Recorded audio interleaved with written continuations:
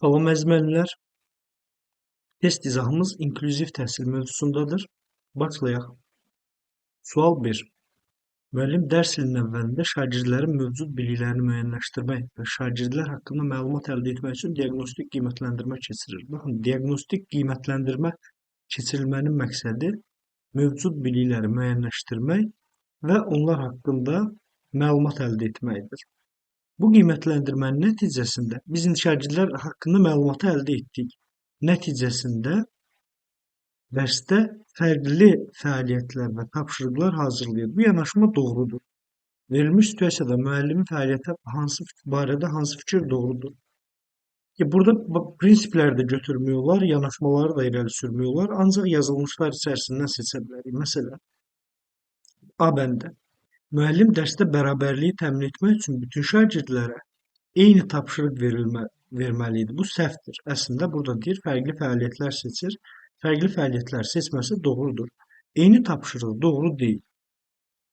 Bizdən də doğru olanı istəyir, A bəndə olmadı. B. Müəllim fəaliyyətində bu yanaşmanı sərgiləməklə metakognitiv bacarıqları inkişaf etdirir. Baxın, onlarla bağlı məlumat topladı və müxtəlif fəaliyyətlər verdi. Metakognitiv isə insanın özü haqqında məlumat toplaması və yaxud məlumatlı olmasıdır. O zaman bu da doğru deyil. Metakognitiv yoxdur burada. C. Müəllimin situasiyada göstərdiyi yanaşma dəstəkləyici mühitin yaradılmasının formalaşmasına təsir edəcək. Demir birbaşa dəstəkləyici mühitin yaradılmasıdır, amma bunu formalaşdıra bilər. Dəstəkləyici mühitdə sağlam mənəvi psixoloji mühitin yaradılması var idi ki, biz orada ifadə etmişdik ki, şagirdlər özlərini rahat ifadə etdiyi, gərginliyin olmadığı bir mühitdir. Əgər mən hər kəsə uyğun bir fəaliyyət seçirəmsə, şagirdlərin hər birini nəzərə alıramsa, sağlam mənəvi psixoloji mühitin yaradılmasına kömək edəcək. Deməli, cavab ola bilər. Digər variantlara da baxaq, C-ni yadda saxlayaq. Müəllimin yanaşması şagirdlərin fəaliyyətinin stimullaşdırılmasına müsbət təsir edir. Stimullaşdırma odur ki, fəaliyyət bitdikdən sonra verilən konstruktiv rəy. Burada onunla bağlı heç bir şey yoxdur. Müəllim şagirdlərin nəticələrini siniflə ümumi müzakirə etməklə şagirdlərin akademik irəliləyişini təmin edə bilər. Şagirdlərin nəticələrini ümumi müzakirə etmək doğru deyil. Bunun üçün bu da yanlışdır. Doğru cavab C bəndi. Sual 2.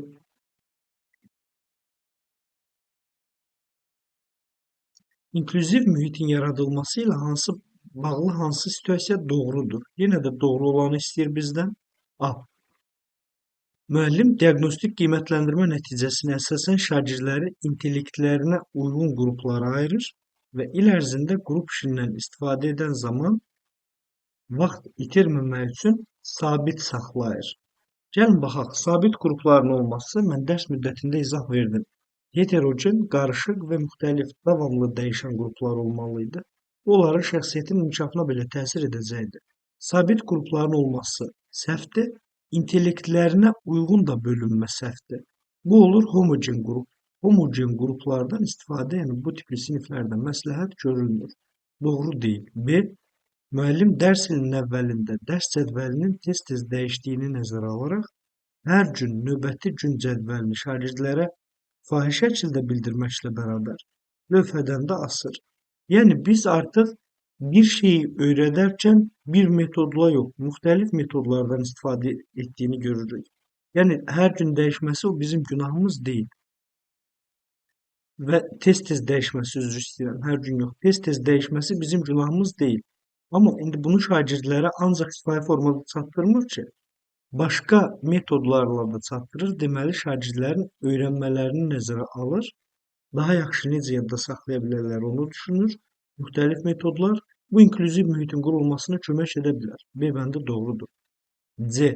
Müəllim şagirdlərin yaddaşını inkişaf etdirmək üçün ev tapşırığı olaraq dərsdə keçirilən şeiri əzbər öyrənməyə və intonasiya ilə danışmağa hamıya eyni fəaliyyət verdi, olmadı.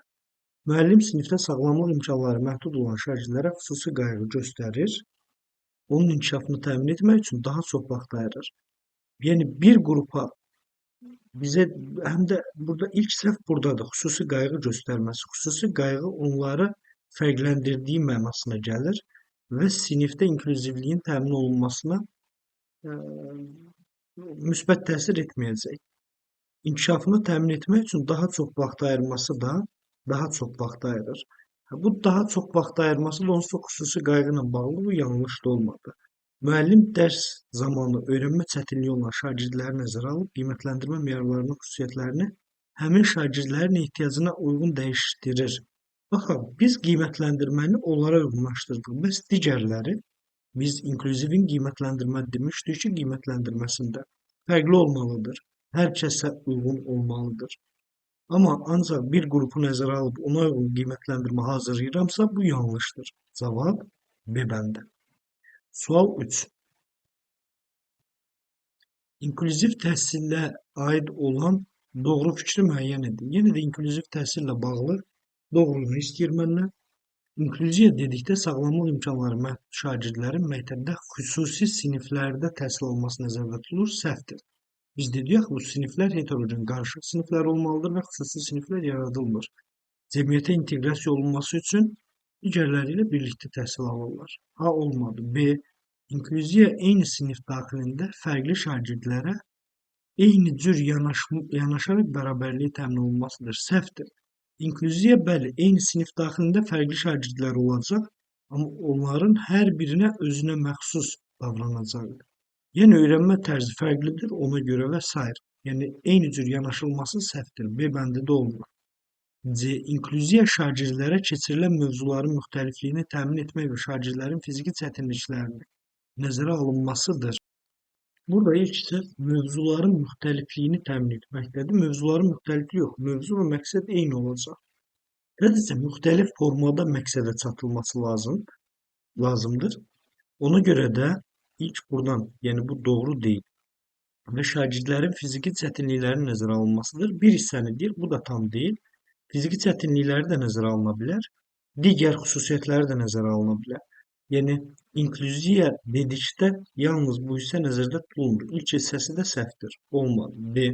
İnklüziya bütün şagirdlərə bərabər imkanları təmin edərək tədrisi təşkil etməkdir. İzahda onsuz mövzu izahında bunu demişik. İnklüziya bərabər imkanların təmin olunması üzərinə qurulur. Bərabər imkanların olduğunu da bilirik. Cavab D bəndi. Sual 4. Şagirdlərdən bir neçəsi dərsdə verilmiş tapşırıqları icra etməkdə çətinlik çəkir.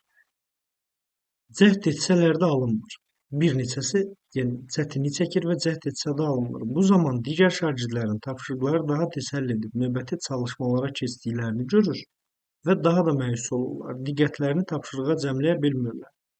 İnklüzivliyi təmin etmək üçün müəllimin fəaliyyəti ilə bağlı uyğunluğu müəyyən edin. Yəni doğru və yanlış fikirləri qarşısından yazaq. Gəlin oxuyaq. Tapşırıq yerinə yetirərkən çətinlik çəkirlər, digərləri yerinə yetirir, sürətlə keçir başqasına, bu da onların fikrini yayındırır. Müəllim həmin şagirdləri nəzərə alıb sinifə tapşırıqlar etmək üçün daha çox vaxt verməsi məqsədə uyğun olar. Həmin şagirdləri nəzərə aldım, daha çox vaxt verdim. İndi digər şagirdlər edib onlarla ayaqlaşmağa çalışmalıdır. Bu doğru olmayacaq. Bu onların da potensialı düşəcək. A yanlışdır. A-nı 2-nin qarşısından yazdıq. B. Müəllim akademik cəhətdən zəif şagirdləri bir qrupa, nisbətən güclüləri başqa bir qrupa daxil etməklə problemi həll edə bilər. Bu da yanlışdır. Bu homogen qruplar olur. Yəni zəifləri bir yerə, güclüləri bir tərəfə olmaz. B bəndə də yanlışdır. C. Tapşırıqlar vaxtında çatdırılsın deyə müəllim sinif tapşırıqlarını lövhədə həll etməli. Müəllim həll etməli. Bu hissə yanlışdır. Müəllim həll edirsə, bəs şagird necə öyrənəcək? Və həmin şagirdlərin lövhədən köçürmələrini tapşıra bilər. İndi mən lövhədə yazdım, deyirəm ki, zəif yazanlar, yaza bilməyənlər lövhədən köçürsün. Bəs özləri nə iş görəcəklər? Bu yanlışdır. ABC 3'ü də yanlış oldu. 2'də 3 yanlışımız var. Deyə baxaq. ABC yanlış 2'də olan bu var. AC var. AC var. AC. A bəndə olacaq çox güman ki cavabımız. Çünki ikisi qalıb ki, bu da olmalıdır bir ay deyək. Müəllimin şagirdlərə fərqli çətinlik səviyyəsində misallar və onların icrası üçün yetərli vaxt verməsi məqsədə uyğun olar. Bu doğrudur. Müəllim şagirdlərin çətinlik çəkdiyi tapşırıqlar və mövzularla bağlı əlavə dərs saatı müəyyənləşdirib problemi aradan qaldıra bilər. Bəli, biz inkişaf yönümlülük prinsipinə görə onu aradan qaldırmaq üçün belə bir şey edə bilirdik. Bu da E bəndi olur. D, E, A, B, C. Yəni A bəndi olacaq cavabımız. Diqqətli olmalıyıq. Sual nə qədər böyük olsa da asandır, çətin deyil. 5-ci sual. Sinifdə şagirdlərdən birinin riyazi qabiliyyəti çox yüksəkdir. O uzun hesablamaları tez bir zamanda icra edə bilir və müəllim şagirdin bu istedadına görə digərlərindən fərqləndirir. Bu istedadına görə müəllim onu fərqləndirdi. Aha. Ona daha çətin, maraqlı misal və məsələlər verir. Digər şagirdlər həmin yoldaşları kimi diqqət mərkəzində olmaq istəyir. Müəllim daha çox diqqət göstərir. Bu əslində səhvdir. Lakin onun kimi olmayacaqlarını düşünür və nəticədə sinifdə gərgin bir mühit yaranır. Verilmiş situasiya ilə bağlı doğru fikir nədir? Müəllimin təbii burada etdiyi yanlışdır.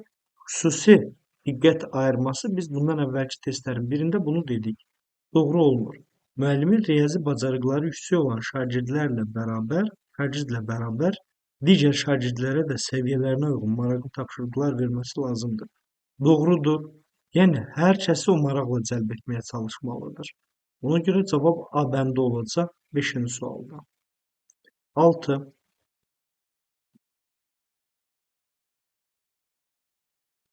Uyğunluq pozulmuşdur.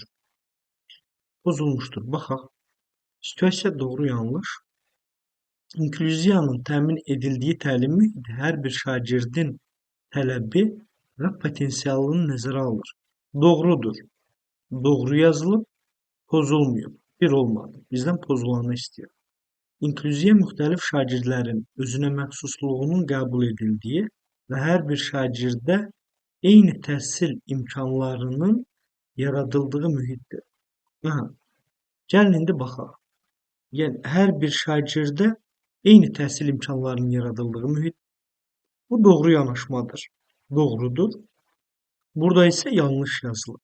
Doğru yanlış pozulmuşdur. 2-ni götürürük. 2 ilə başlayan 3 var. D var. 2 ilə başlayan A var. Ya A ya da D olacaq cavabımız.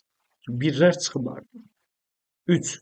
İnklüziv mühit şagirdlərin öyrənmə prosesində qarşılaşdıqları çətinlikləri nəzərə alıb, hər birinə eyni üsullarla dəstək imkanı yaradır. Bu yanlışdır. Yanlışdır. Burada da yanlış yazılıb. Pozulmuyub. 3 getdi. Deməli, cavabımız A bəndi olacaq. İnklüziya sağlamlıq imkanları məhdud şəxslərin xüsusi proqramlar əsasında ümumi təhsil müəssisəsində təşkil edilmiş xüsusi siniflərdə tədrisə cəlb olunmasıdır. Yanlışdır. Doğru yazılıb. Uyğunluq pozulub. 4 olacaq cavabımız. Cavab A bəndi.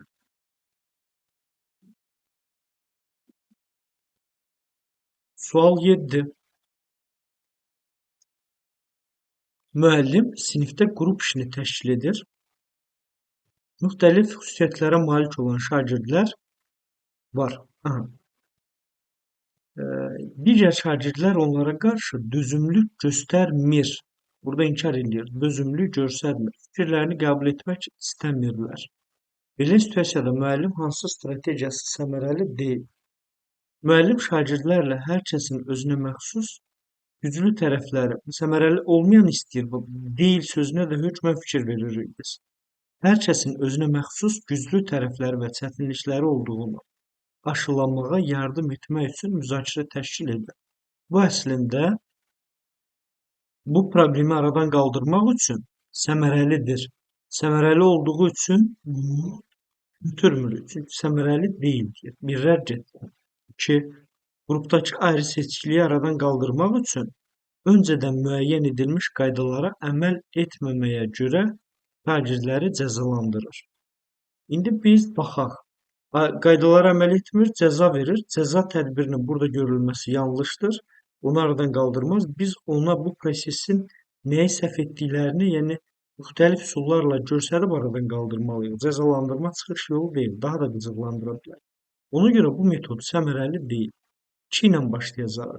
Cavablardan biri 2-dir. 3. Şagirdlərlə sinif iclası təşkil edərək başqalarının hiss və düşüncələrini anlamağın fərqli düşüncələrə dözümlülük nümayiş etdirməyin şəxslərarası münasibətlərdə əhəmiyyətini vurğulayır. Bunun vurğulanması, yəni bu problemi aradan qaldırıla bilər. Deməli, səmərəlidir. 3 də olmayacaq. 4. Müəllim valideyn iclası təşkil edib, onlara övladlarının belə davranışlarına ciddi nəzarət etmələrini. Mən valideyn iclası deyirəm ki, bu ciddi nəzarət edən.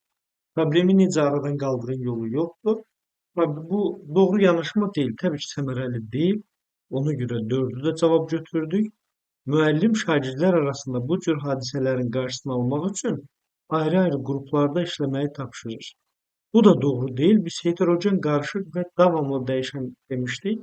Ayrı-ayrı qruplar o zaman sabit qrup olacaq ki, bir-birinə qarşı münasibəti problemli olan şagirdlərdə. Biz o münasibəti bərpa etməliyik. Ona görə də ayrı-ayrı qruplarda işləməyi tapşırmaq doğru deyil. Cavabımız 2, 4 və 5 olacaq. Varianta baxaq.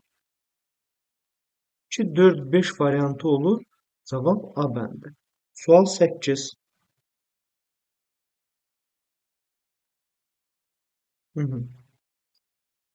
Valideyn iclası zamanı valideynlərdən biri övladı ilə birlikdə sinifdə autizm spektr pozuntusu olan şagirdin oxuması ilə bağlı narazılığı bildirir. Valideyn iddia edir ki, bu şagirdə görə sinifdə hər kəs öyrənmədən geri qalacaq və imtahanda aşağı nəticə göstərəcək. Bu situasiyada müəllimin atdığı hansı addım doğru olmaz? Yenə də inkar edir, doğru olmaz. Bu sonluğa fikir veririk. Gəlin indi axtaraq. Valideyn narazıdır, o uşağın oxumağını istəmir. Təbii ki, bu doğru yanaşma deyil. Gəlin baxaq. Müəllim həmin valideyni şagirdlərin təhsil hüququ ilə bağlı hüquqi normativ sənədləri təqdim edərək bu yanaşmanın hüquqi baxımından doğru olmadığını bildirə bilər. Bəli, problemdən çıxış yoludur. Hüquqi normativ sənədləri göstərmək olar. Buna görə də A bəndi olmaz. Yəni olmaz istədiyinə görə A bəndi doğrudur, olar. O bizdən inkarını istəyir, olmaz. Müəllim sinif valideynlərinə emosional zəkalılıqla bağlı seminar verər və inklüziv icma üçün sosial məlumatlılığın vacibliyini çatdıra bilər. Bu da doğrudur. Yəni bu da problemi həll edə bilər. Valideynlər inklüzivlə bağlı məlumatlandırılması, maarifləndirilməsinin təşkil olunması. O zaman yenə inkişaf edə bilər, olmaz deyil. Müəllim ASPS, yəni autizm spektr pozuntusu olan şagirdin valideyni ilə görüşərək ona digər valideynlərin narahatlıqlarını çatdırıb övladını inklüziv mühit olan başqa məktəbə keçirməsini təklif etmək. Bu doğru deyil. Çünki onlar biz demişdik ki, cəmiyyətə inteqrasiya olunmalıdır. Bunu etməsi doğru olmadığından bizdə də olmaz deyir. Cavab olacaq C bəndi. Sual 9. Cədvələ əsasən uyğunluğu müəyyən edin. Cədvələ əsasən uyğunluğu müəyyən edin. Doğru da doğru, yanlış da yanlışı tapmalıyıq. 1. İnklüziv yanaşmaya əsasən insanın dəyəri onun nailiyyət və qabiliyyətindən asılı deyil. İnklüziv təhsilin 8 prinsipindən biri budur. Doğrudur. Bir olan cavabları götürəcəyik. İnklüziv təhsilin tətbiq olunduğu siniflərdə şagirdlərin özünə inamı yüksək olur. Bu da doğrudur. 2. 1-2 cavab olacaq A bəndi. Deməli 3 və 4 də doğru olmalıdır. 10-cu sual. Müəllimin hansı fəaliyyəti inklüziyanı təmin etməyə xidmət edir? Sonu təsdiqdir. A. Müəllim dərsin məzmununu şagirdlərə təqdim edərkən onların öyrənmə tərzlərini nəzərə alır. Bunların öyrənmə tərzlərini, hər birinin öyrənmə tərzini nəzərə almaq doğrudur, inklüziyanı təmin etməyə xidmət edir. Cavab A bəndə olacaq. Bu da sadə oldu. 11. Verilən situasiyalardan hansı inklüziyanı təmin edilməsinə nümunə ola bilməz? Aha, bu inkarı istəyir bizdən. Müəllim təlim prosesində şagirdlərin iştirakını artırmaq üçün fərqli təlim metodları və interaktiv texnologiyalardan istifadə edir. Fərqli təlim metodları və interaktiv texnologiyalardan istifadə edir. Bu edə bilər. Fərqli metodlar və interaktiv, bu ona görə olmadı cavab. B. Müəllim sinifdəki istedadlı şagirdlərin tələblərini qarşılamaq üçün ayrıca tapşırıqlar verir. Ayrıca tapşırıqlar, yəni onların da tələblərini qarşılaması doğrudur. Ona görə də onların özü hər birinin özünə uyğun yanaşma lazımdır. Bu da doğrudur. Cavab olmadı. Müəllim dərs zamanı qrup işi formasından istifadə edir və qrupları şagirdlərin təlim nailiyyətlərinə görə fərqləndirir. Həm qrupları fərqləndirmək, hər hansı bir xüsusiyyətinə görə fərqləndirmək doğru deyil. Bu rəqabət mühitinə yaxın bir şeydir. Buna görə də C ola bilməz. Sual 12. Cədvələ əsasən uyğunsuzluğu müəyyən edin. Uyğunsuzluq doğruda yanlış, yanlışda doğrunun tapılmasıdır. Baxaq. Dərs materiallarının seçimində resursların müxtəlif çətinlik səviyyəsində olmasını təmin etmək zehni inkişafına təsir edir. Şagirdlərin zehni inkişaflarına təsir edir. Bəli, çünki resursların müxtəlifliyi inkişafa təsir edir. Bu doğrudur.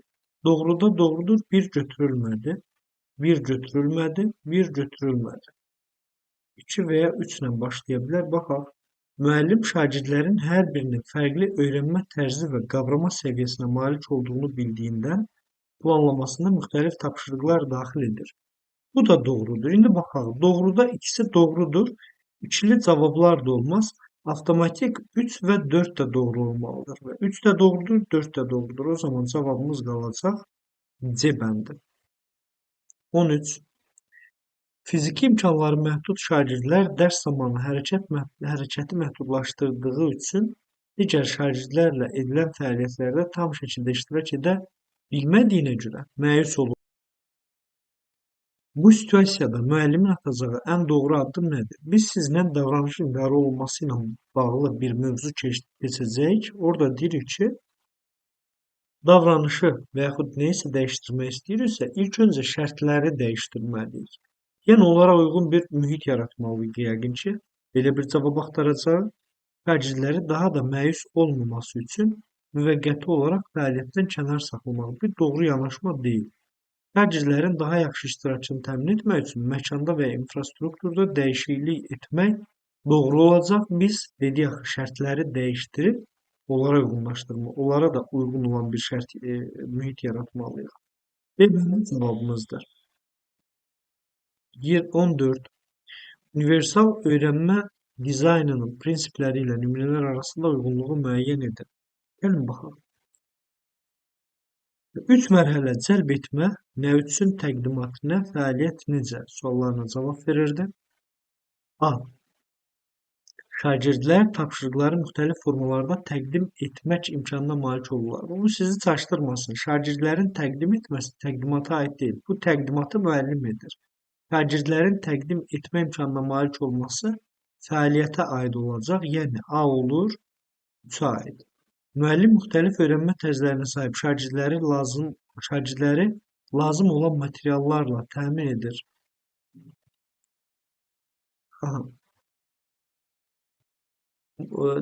Təmin edir. Müəllimin şagirdləri materiallarla təmin etməsi təqdimata aid avtomatik C də cəlb etməyə aid olacaq.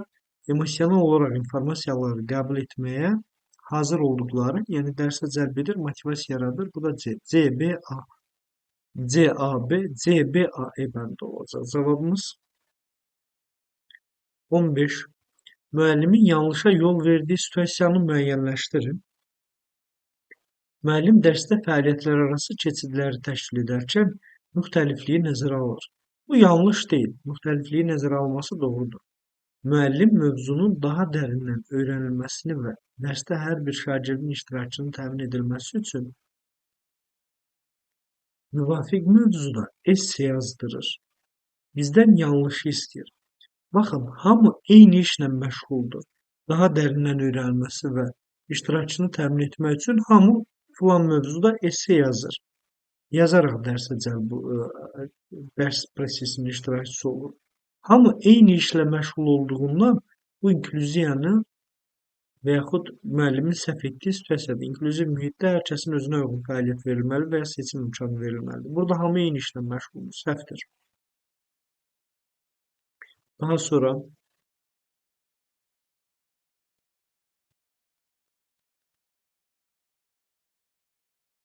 16.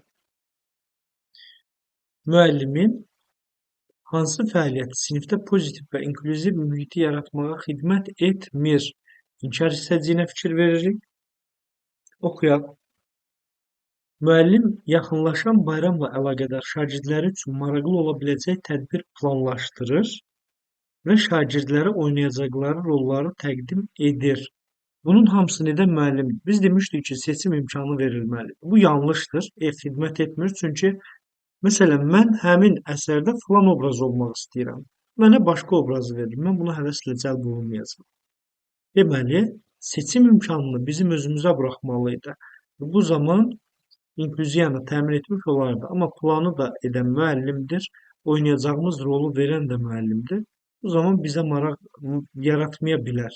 Ona görə də xidmət etmir A bəndi. 17. İnklüziv təhsil. Təhsilin əsas hədəfi nədir? A. Şagirdləri qabiliyyət və potensialına görə fərqləndirmək və tədrisi buna görə formalaşdırmaq. Qabiliyyət və potensialına görə fərqləndirmək doğru anlayış deyil. A olmalı. Öyrənmə çətinliyi olan şagirdləri daha yüksək təhsil üçün məlumatlandırmaq. Bu da doğru deyil.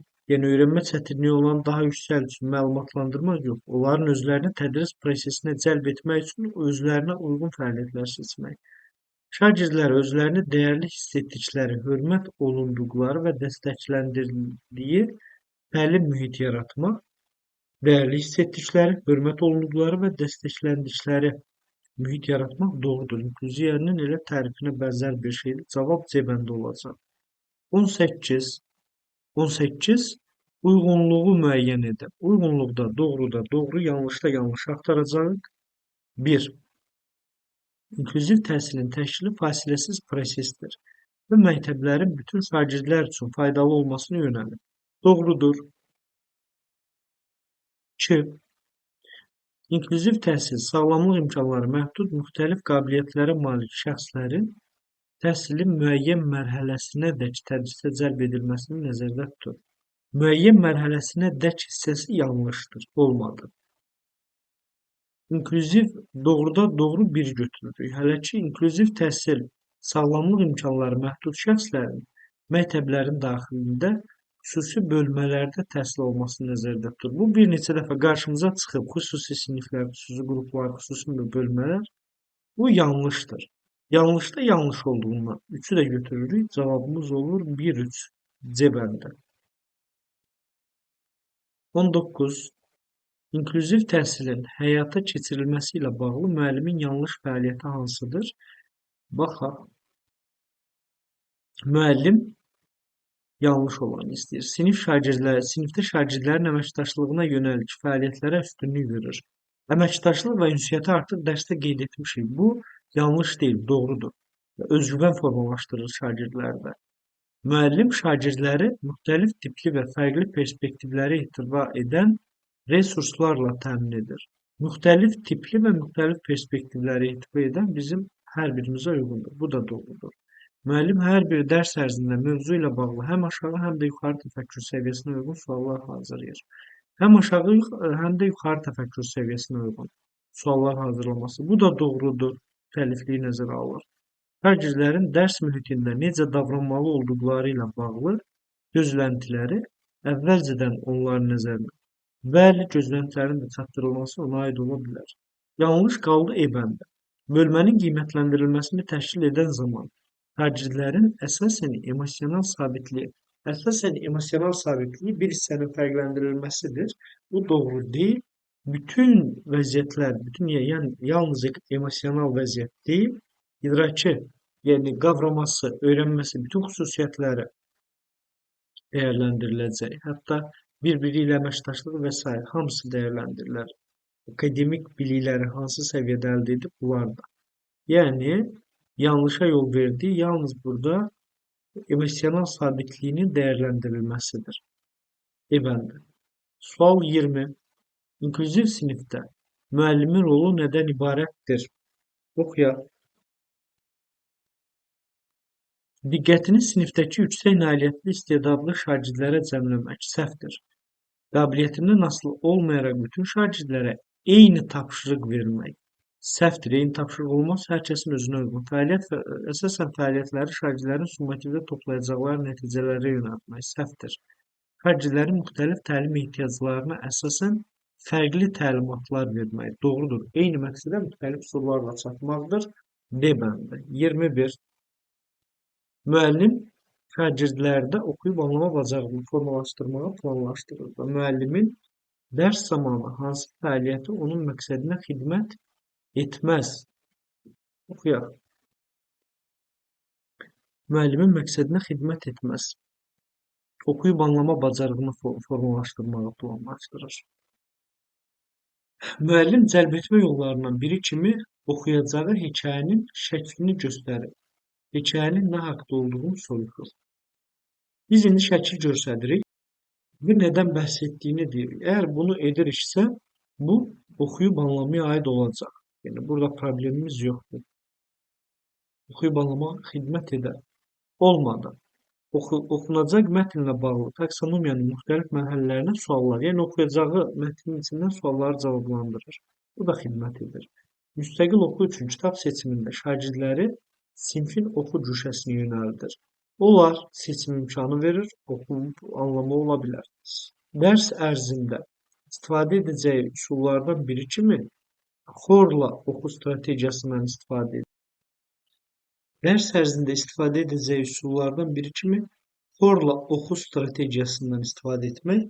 Xorla oxu strategiyasının məqsədi əslində oxu və əməkdaşlıq bacarıqlarının inkişaf etdirilməsi, oxuyub anlama bacarığını inkişaf etdirməkdir. Bu özü də üç formada olur. İndi bunun kitabınızda verilməyib məlumat, amma testə salınıbdır.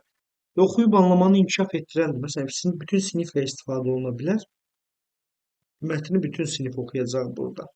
Daha sonra qrupla və yaxud qarşılıqlı iki qrup yaradılacaq.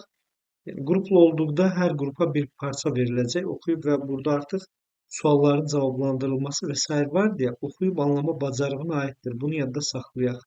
Bizə deyir, xidmət etməz.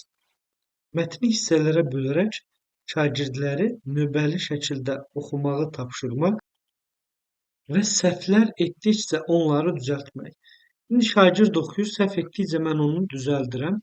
Bu oxuyub anlamasını, yəni şagirdə burada bir müdaxilə var. Digər tərəfdə oxuyub anlama ilə bağlı deyil.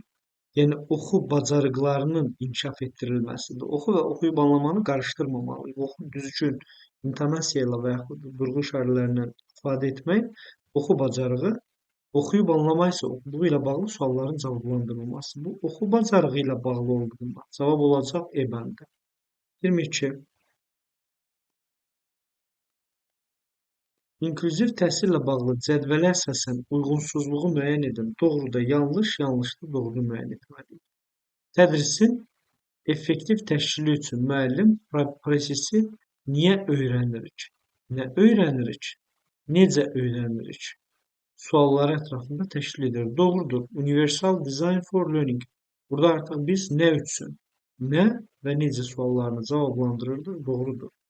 Bir cavablar çıxdı. İnklüziv təlimi, inklüzivliyi təmin etməyən səmərəli yollardan biri şagirdlər arasında əməkdaşlığı təşviq edən tapşırıq və fəaliyyətlərdən istifadədir. Bu da doğrudur. Əməkdaşlıq ünsiyyəti izahda qeyd etmişik biz. Doğrudur. O zaman 2 də çıxdı, 2 də çıxdı. Qaldı cavab 3-4. Uyğunsuzluq deyirsə, bir və 2 doğrudursa, avtomatik 3-4 də doğru olmalıdır. Çünki bu ikisindən hər hansı biri cavab deyil. Və ikili cavab istəyir bizdən. 3 və 4 də doğru olacaq. Cavab C bəndi. 23. İnklüziv təhsilin şagirdlər üçün faydalılığına aid deyil. Baxaq, hansı faydalı deyildir? Şagirdlərin fərdi xüsusiyyətləri nəzərə almaqla dəstəkləyici mühitin formalaşması nəzərdə tutulur. Bu faydalıdır. Tədris prosesində hər kəsin iştirakçının vacibliyini nəzərə almaqla bərabər imkanlar yaratmağı etibar edir. Doğrudur, faydalıdır. Hər kəsə dəyərli olduğunu hiss etdirmək cəmiyyətə aid olma duyğusunu aşılayır. Doğrudur. Tədrisdə təlim ehtiyaclarını nəzərə almaqla hər kəsin təhsildə yararlanmasını təmin edir. Doğrudur.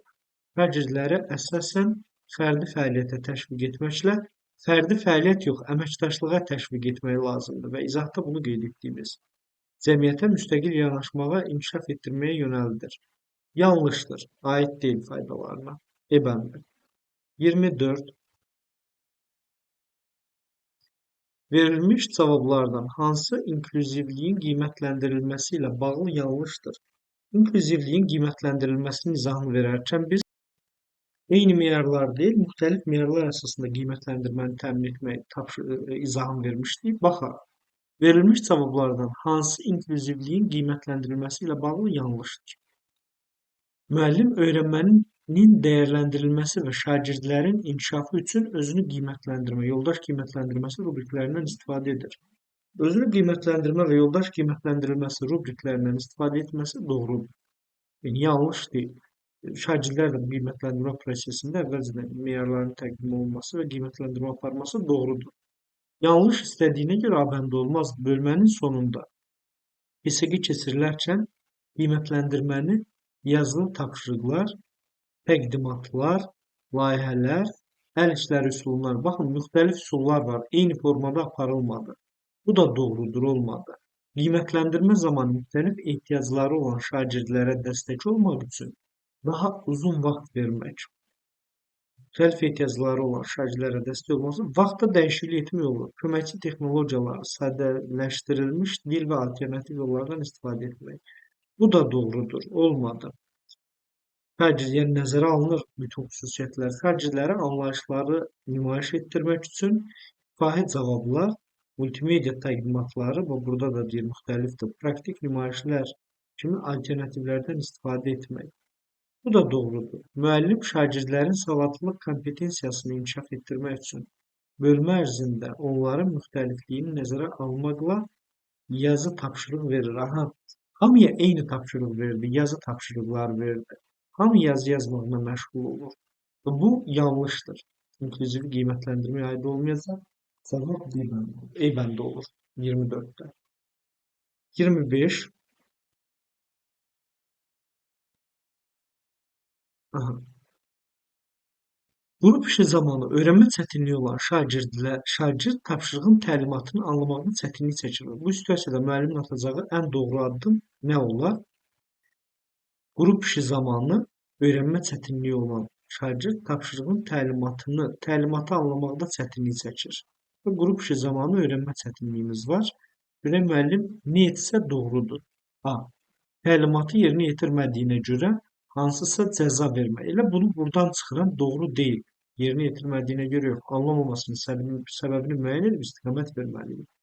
Həmin şagirdi qrupdan ayırıb fərdi işə cəlb etmək, bu da çıxış yolu deyil.